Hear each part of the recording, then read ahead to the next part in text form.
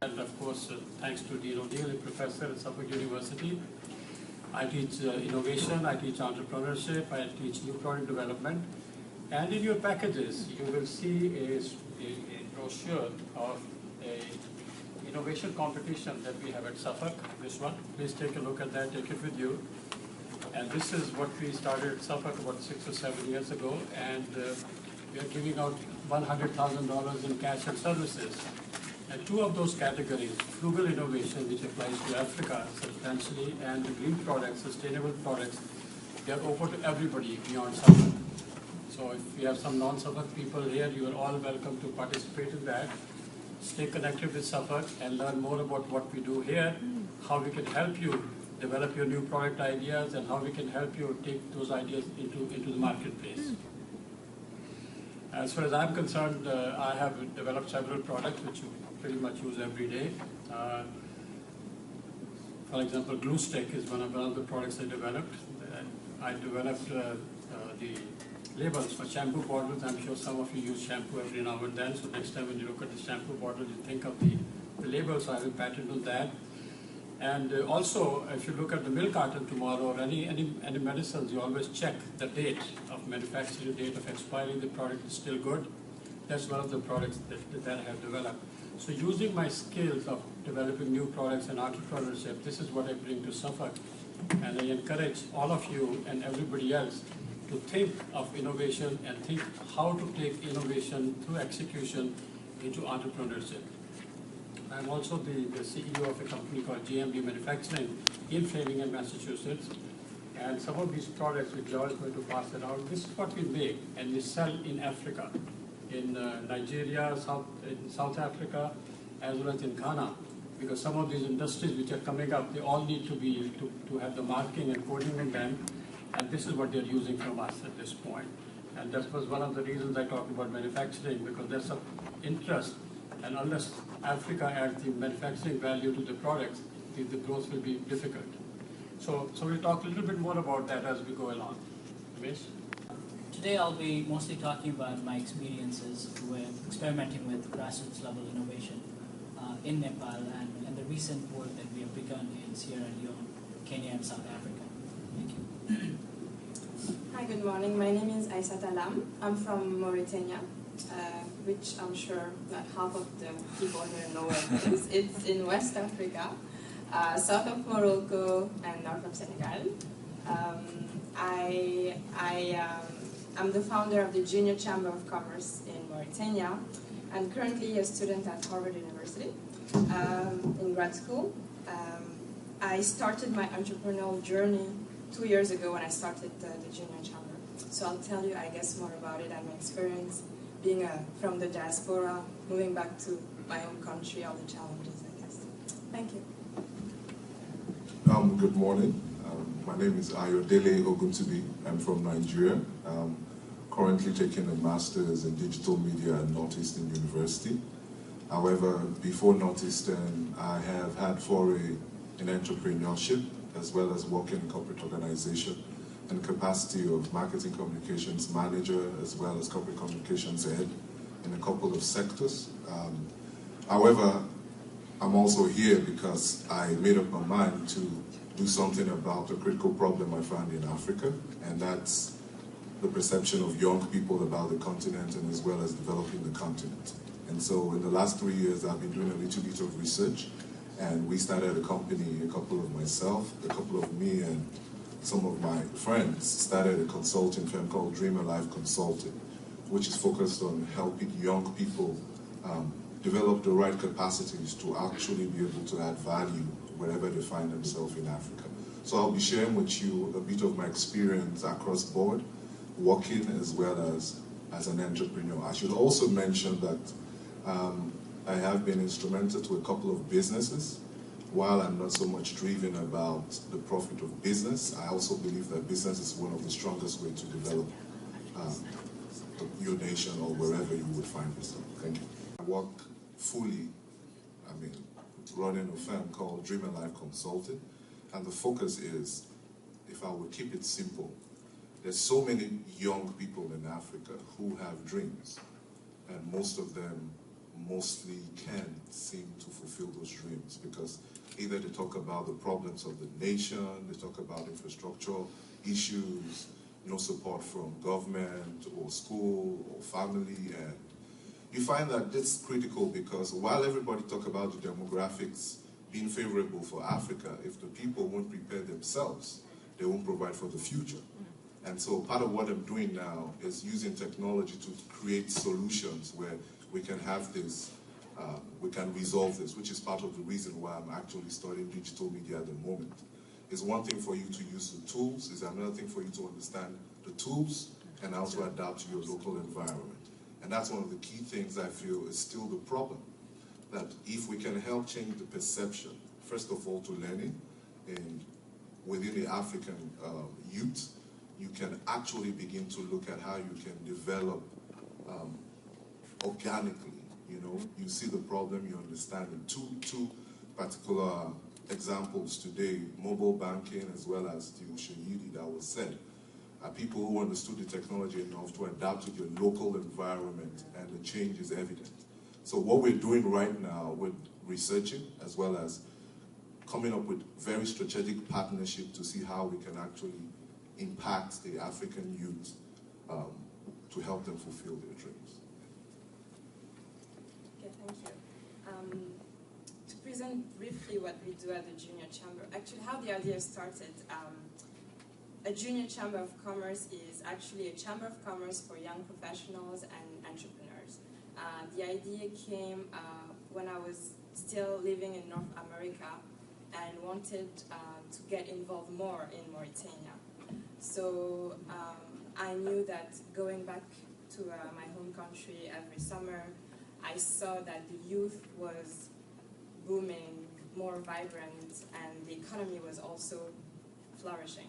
So to me it was the perfect time to start something involving the youth, to get them together and to empower them with resources that were not actually on the country.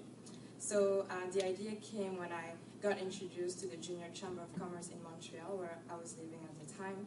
And I just thought it was a brilliant idea, having a platform where young entrepreneurs could meet executives, fellow entrepreneurs, students, young professionals, and just discuss ideas, talk to CEOs and venture capitalists if they have ideas, raise funds, but also just do workshops on how to do a business plan, which seems obvious, but it's not, especially when you go back to a country like Mauritania.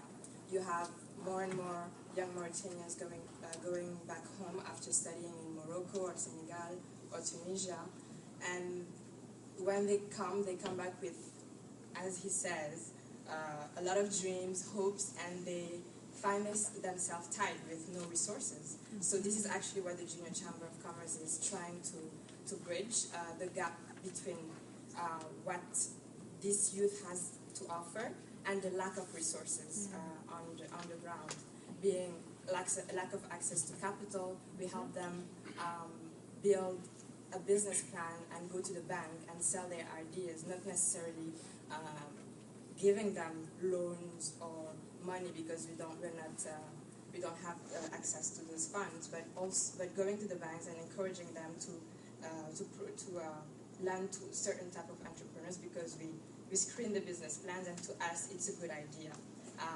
And also doing, as I said, workshops on how to do a resume, how to do a good business plan, how to sell yourself, how to go out there and be competitive on the job field. But also another subject dear to my heart, women empowerment. And it sounds very cliche nowadays, especially being the only woman on the panel, but I think it's a subject also that we need to put the emphasis on, especially in countries like Mauritania, Islamic Republic of Mauritania, where the place of women is not necessarily stressed enough. And during my journey over there, I met so many incredible women, and they also lack this platform to express themselves. So this is what basically the Junior Chamber of Commerce is trying to do.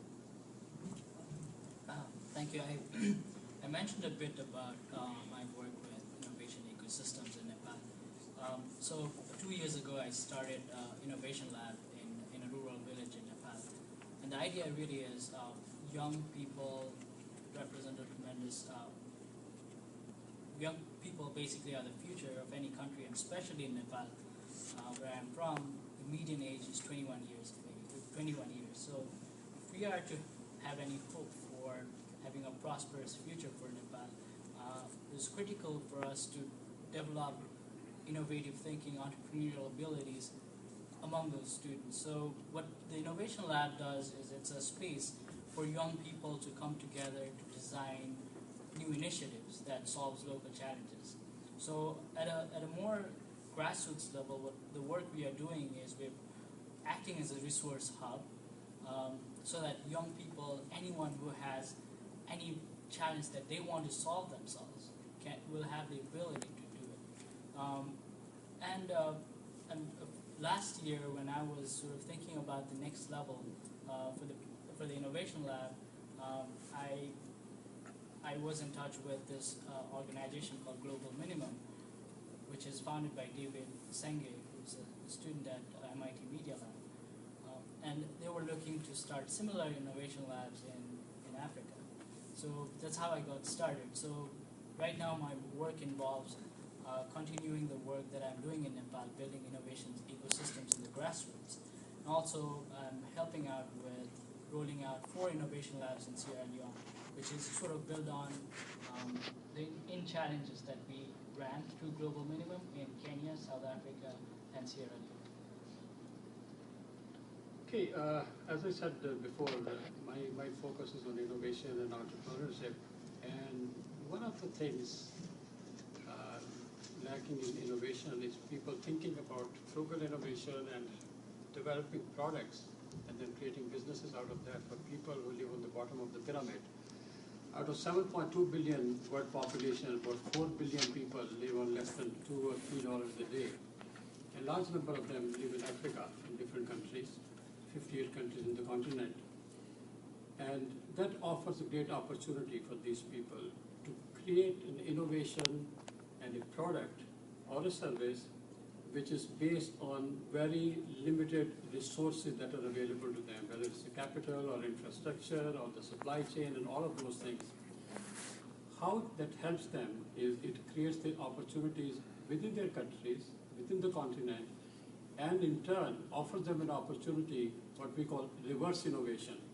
So these products developed with limited resources, limited time, can be exported as technical know-how to the countries which could be looking for those products as well. So not only it benefits the country itself, but it helps them export this know-how and export these products which are part of the frugal innovation for people who live on very restricted budgets.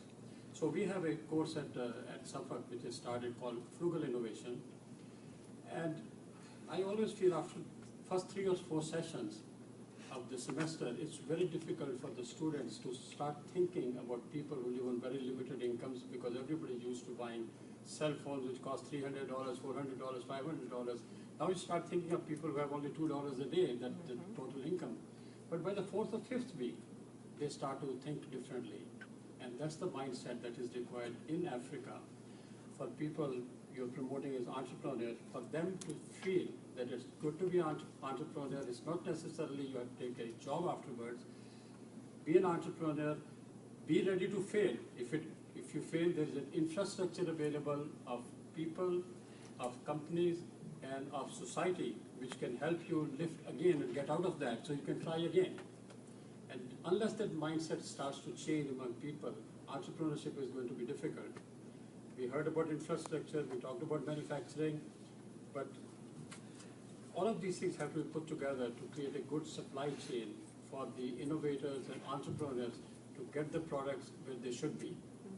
And if I get a chance, I'll talk a little bit more about different kind of products that are required and are getting into the continent now. Thank you. Of the roads and the bridges and railway and the airlines, it's difficult to get the products that they need to get to the end user and to the consumer. And sometimes that restricts people from doing that. However, while the infrastructure is being built, entrepreneurs do not need to wait for it to finish, because infrastructure creation is an ongoing process and it will continue to happen all the time. The smart entrepreneurs figure out how they are going to take their idea to a product and get it to the customer. Whether it's on a bicycle, whether it's on a rickshaw, by feet, by foot, whichever way. And that's what requires a different way of thinking. So many times we always talk about think outside the box. I say, let's think of inside the box as a change. So if we start thinking inside the box and we think of all the problems which are all around us, we can find the solution. And solutions are what we're going to take us to where we want to get to in terms of success, in terms of growth, in terms of growing GDP, and also in terms of raising the level of people and the prosperity. So a lot of thinking is required while the infrastructures are being built to address how we're going to get the products outside and make a success out of the entrepreneurs.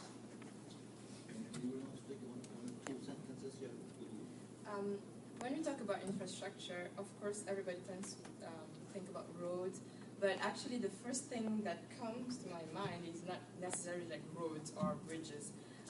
In Africa, we talk about the enabling environment. When you're an entrepreneur, you want to evolve in an environment where you have access to those infrastructures, being access to capital, education, and also those, for example, like capacity building tools that you will need for you to be successful on the road to your entrepreneurship journey. And I agree with you, Professor. The infrastructure around roads and building them is very essential in Africa. And during the keynote addresses, the Council was telling us about the several initiatives by African Union, but I also know that the African Development Bank has developed a concept called Africa 50, and it's totally focused on infrastructure. So we definitely need to bridge a gap in this area. But what comes to my mind is really access to capital. To me, it's one key element in the enabling environment for an entrepreneur in Africa. And we were talking about micro-entrepreneurs and macro-entrepreneurs. We know that if you read the Doing Business report or the African Development report, they will talk about the fact that SMEs don't have access to capital, and this is the main source of discouragement for the entrepreneurs, the access to capital. So I think that one area that needs to be emphasized more is how we can be innovative in the financial industry, being private equity or banking, in order for those infrastructure to be better for young entrepreneurs. Okay, Nimesh. Yeah, so I'd like to briefly touch upon the idea of micro-innovation. And this is especially interesting to me because of the innovation lab work that we do. So I have some interesting statistics. So apparently 65% of the total population in Africa is below under 35 years of age. And what is more interesting to me is about 70% of the working age population is unemployed. And what that means is that people, because of various macro, micro level issues, are not able to create opportunities for themselves. The other interesting thing that came up during my conversation with Patrick Aowa, who's the founder of probably Africa's first liberal arts college, is that only 5% of young people in sub-Saharan Africa attend college. So what that means is that, one, how do we create the critical mass of young people who are able to innovate, and how can we sort of create that group of people who can sort of take on complex problems and solve them themselves, and which is why a micro level institution becomes so important. The question we should be asking ourselves today and going into the future is that I think obviously macro level policy adjustments are necessary because things are changing so fast. But then at the micro level, how do we build institutions that enable young people to innovate? How do we sort of provide a supporting ground for young kids to just come and design design basic, simple solutions to complex problems. So I think at the micro level, especially thinking from a futuristic perspective, this becomes really important because 15, 20 years from now, what really sort of defines a country's progress is how quickly and how efficiently we are able to create these micro-institutions. Thank you. For the sake of time, I will request my panel members to be brief because we need to keep 15 minutes for Q&A from the audience. And yeah, if I may quickly add, many times talk about the problems we have, and back home in Africa, it's one of the things that keeps me wondering. Okay, we have obvious infrastructure issues, and one of the things that I've come to discover is for every entrepreneur or every learned person who comes out of Africa, you should understand that you have a time where you can shine. And what I simply mean by that is, if we have infrastructural issues, these are the times where the learned engineers, the learned people who have experienced how things are done in more developed countries will begin to think about how they can create opportunities for themselves. And what I mean by that, I'll give a quick example. Back home in Lagos, there's a young guy who came back home from schooling in the UK, and he developed mass housing projects, and he developed units that could be built within cost-effective means.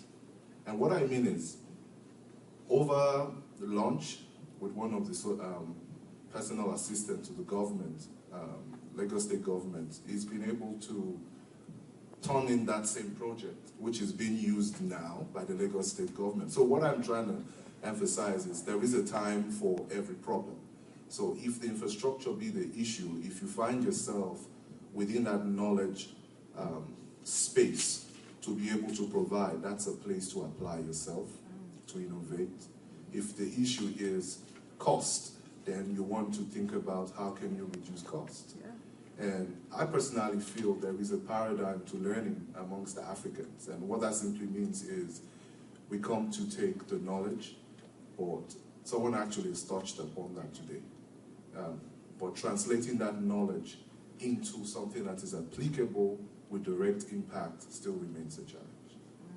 Excellent. My next topic and question would be about, we are in a new age of innovation and entrepreneurship, and now what can you tell these new young aspiring entrepreneurs and innovators about new jobs, skill sets for new jobs, demanding new innovation? It's interesting, we talk about the basic things about infrastructure, capital, and support, and it's a bit different in terms of community support and family support, because as I said before about the failure.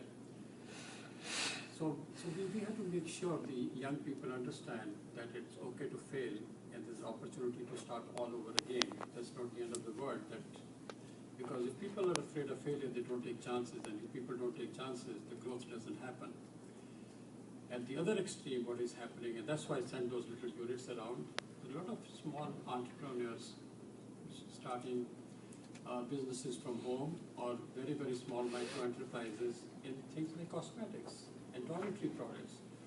Because the general feeling, companies like L'Oreal and Unilever and P&G have found that if people look good, they feel good, they do good.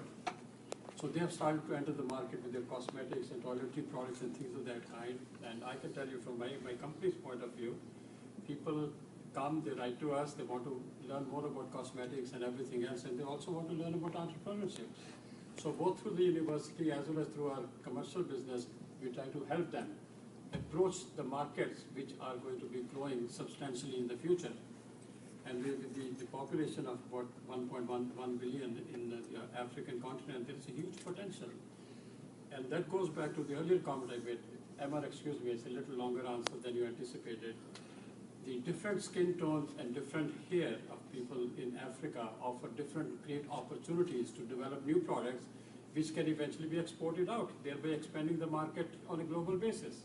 And this is what is required to do that. Okay. All right, because I only have 7 more minutes, but then 2 more questions to ask. If you take this question, new job, new skills, and new environment. Well, I'll quickly like to make a comment. Development is a moving target. We in Africa, we still labored with the status quo, and that's a big, big issue. If development be a moving target, then we always have to wake up every morning not thinking about what we still left yesterday. As a result, you need to keep developing, keep learning. And learning simply would mean, thanks to technology, it creates a level playing field for everyone. So it means you're actually applying yourself to the process. I live in an environment, or I would say in Africa, you live in an environment where people consistently complain. That's the first shift we need to make if we need to develop. So in terms of the skill set, part of the reason why I've made up my mind to make the consulting firm my life's dream is simply because I can learn to read, I can learn to write. But the beauty of my life is how much my mind can bring these tools together to express how I feel or the things I see. So I also believe that the skill set needed for innovation is peculiar to Africa in terms of understanding the problems that you live in and to know that you have an opportunity to solve those problems. So as well as education, we also need to understand and grapple with the realities of our problems. So back to my statistic about 70% of the working population being unemployed. I think I was, again, this conversation from Patrick, and he shared that when he was sort of talking to people about what skills, what new skills young people in Africa needed to sort of thrive in the job market, was basically you need to have the ability to think outside the box, be adaptive and adaptive to changing conditions and design solutions quickly to complex problems. What that means, again, is that we need institutions that can actually instill these skills in new people. So just to wrap up, I think new jobs is all about creating it, because you can no longer rely on traditional jobs to survive in this changing dynamic. So it's all about building institutions that are able to instill these new skills. One Harvard professor, Clayton Christensen, who's a superstar when it comes to innovation, introduced us to the concept of disruptive innovation. So to me, when we talk about new jobs, the first thing that comes to my mind is disruptive innovation.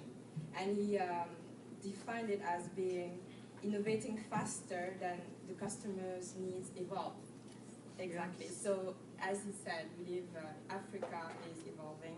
When we talk about development, it's also a changing concept, an evolving concept. And the new entrepreneur, the new young African who wants to be creative, innovative, need to be a disruptor. And back in September in Nouakchott, Mauritania, we held a workshop called Mensana in Corpore Sano. It was a workshop for young entrepreneurs, and we did a parallel between being an entrepreneur and an athlete. And first the remarks were like, oh, but there's no comparison at all. Being an athlete is so different. I was like, no, being an athlete, you need to have perseverance, you need to follow objectives, you need to have a goal, set your goal, etc., etc. So to me, being an entrepreneur is like running a marathon. You need to prepare yourself, you don't need to give up. And at the end of the session, they were really happy because they felt very empowered, and they followed their program as if they were going to work out and get ready for the marathon. So to me, yeah, you need to have those skills and be able to be disruptive, and as he was saying, thinking global but acting local, thinking impact without losing in mind the bigger picture. Thank you. I think we are learning a lot here. The whole idea is cultural contingencies. Innovation and entrepreneurship is contingent upon cultural context. That's what really I'm hearing my panelists telling us. And obviously the skill set, demand of the skill set is changing every morning. Every day you wake up, you don't see your skill is relevant, which means we are in constant run of preparing ourselves for next day. And that's what really we need to be. Now I have another subject here for my learning. I'm really very excited about the way you are explaining it with experience, but I don't know whether you have any experience on this topic. Maybe Consul General will come in and say, no, stop, we want to say something else, right? This is about corruption in governments. So how do you think that will be a big issue in not only African developing countries, even here also?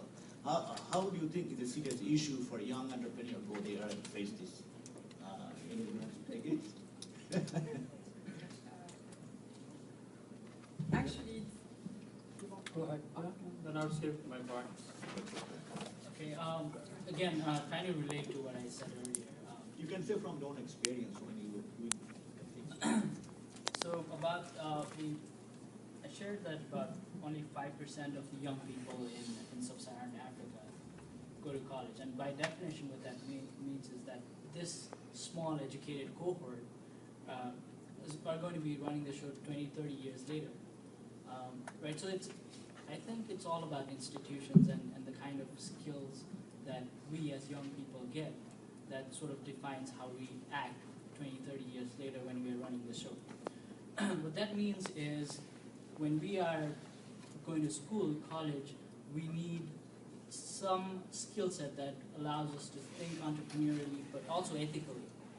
So what I'm talking about here is ethical entrepreneurial leadership. And what that, and I think I can't really comment on the level of corruption that exists now. I'll leave it to the experts. But what I think will determine how Africa and any other continent really sort of adjusts or responds to corruption issues is thinking futuristically about the young population. There's a huge proportion of young people in Africa now, and us as young people will be running the show 20 years later. So what can we do now to instill ethics and ethics within entrepreneurship skills that will allow us to sort of stay aloof from corruption? I think that's the bigger question. I think too much income gap, too many rules by the government, and too much inequality in the society brings corruption. And Emma, you said talk from personal experience. Yes, sir. I will talk about that. So, but you have 1 minute only. few years ago, I started a manufacturing plant in India. Could not get the electricity and could not get the phone. And after visiting all the government offices many times, and somebody took me aside and said, "Did you give this guy some money to get your power connection or no?" I said, "No, I don't think I believe in that." He says, "Whether you believe or not, that's what you have to do. How much power do you want?" I said, 50 horsepower. He says, "It's 100 rupees per horsepower." In cash, no checks. After waiting for a month and a half, I had no recourse but to pay the money. And next day the power connection was established. Same thing with the phone. It requires ID and different kind of paperwork which I did have, and the telephone company or the dealer said, "You give us X amount of money and you'll have the telephone tomorrow." Eventually you have to do that, but this was mainly because the people who are authorized to give these, the inequality of income was so huge. This is the only way they could supplement themselves. Okay, I would like to give a very personal experience. I've had the opportunity to work within the government sector and corporate. And, okay, let me just quickly say, sometime in 2000, I had the opportunity to work on a project, the World Bank as well as Educational Development Center. Here in the US started called the Youth Employment Summit. It was a 10-year program, and I was the strategy analyst for Nigeria. We had a lovely summit in Egypt.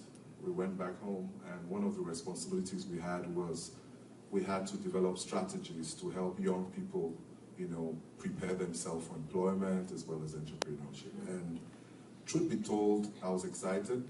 One of the first times I started working on that scale and that level. And we developed a conference we're supposed to take to about 6 states in the 36 states, more like these regions in the country.